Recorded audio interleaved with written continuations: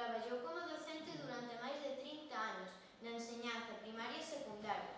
Desarrollou tamén unha ampla actividade teórica e divulgativa, centrada en temas como a introdución dos medios na comunicación na aula.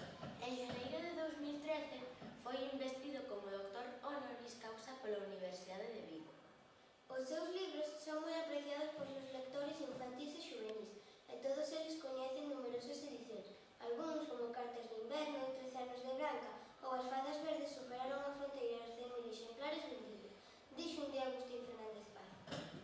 O propio dun escritor é contar claro, seguido e ben. Contar a totalidade humana, que el, pola súa parte, ten a obrigación de alimentar con novas miradas. E se hai algo que este claro nesta dieta é que a persoa precisa en primeiro lugar, como quen bebe agua, beber ollos.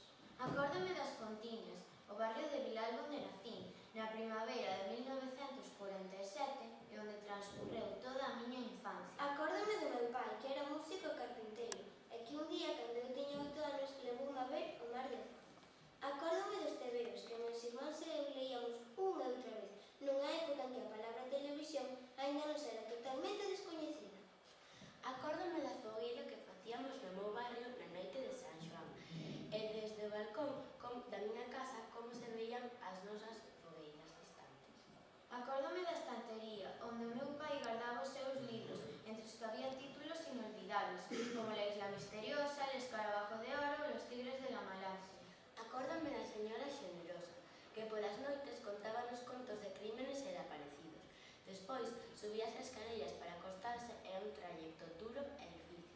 Acórdome dos meus 7 anos de internado na Universidade Laboral de Gijón e das tardes de inverno que nos pasábamos estudando nas nosas habitacións, mentras fora chovía e chovía. Acórdame do ciclón Hortensia, que atravesou Galicia no ano 1984. E, ademais de romper as persias da nosa casa, derrubou un enorme tilo que había ao lado da igrexa de Ares. Se tivera que definirme en poucas palabras, diría que son unha persoa que encontra placer en inventar historias e contalas por medio da escritura. Un contador de historias, aínda que isto sempre debería colocalo no segundo lugar, porque o que de verdade gustame é ler o que escriben outras persoas.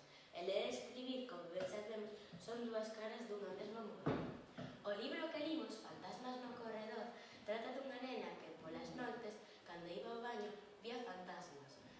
Foi intentando varios trucos como sacarlles fotos, poñer caixas no corredor para que se tropezaran.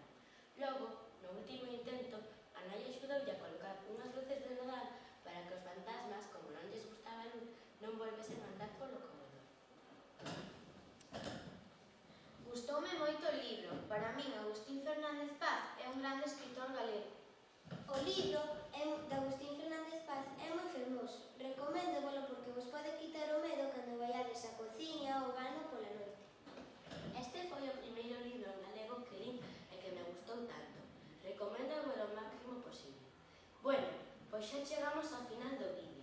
Esperamos que vos gustase moito e que aprenderades máis cousas sobre Agustín Fernández